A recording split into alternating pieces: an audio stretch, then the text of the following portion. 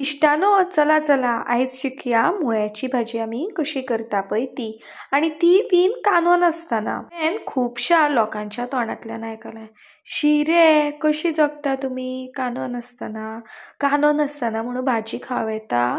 पण विदाउट कांदो पासून भाजी ही खूब बरी लागता। तुमी ही भाजी कांदो नासतना करून तरी पळयात आनी सांगात म्हाका कशी जाली पळय ती।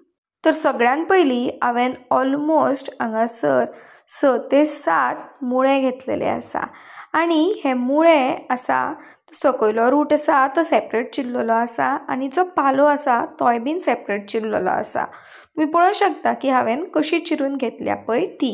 आतां हांगासर हांव एक आयदन घेता आनी आयदनान हो जो बारीक चिरलेलो मुळो आसा तो घालून घेता। हो सगळोच मुळो आसा पळय ते मुळ्याची हांव भाजी करतलें, तेका लागून हो बारीक चिरलेलो अख्खो मुळो आसा तो हांव हांगासर घालून घेता।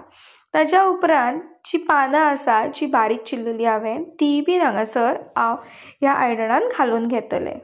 ही भाजी शिजपाक जायी म्हणून हांगासर हांव 1 ग्लास उदक घालून घेता आनी मागीर ह्या भाजयेचेर हांव एक बशी दवरून घेतलें आनी त्या बशयेच्या वयर हांव इल्लेशें उदक घालून घेतलें, जेणे करून जी ही म्हाजी भाजी आसा ती सकयल्यान करपाची ना। त्या भाजयेच्या वयर आयदन दवरलें म्हणटकूच हांगा थंय भोंवनाकात, आदी मदीं ही पळोवन घेयात की शिजली काय ना पळय ती।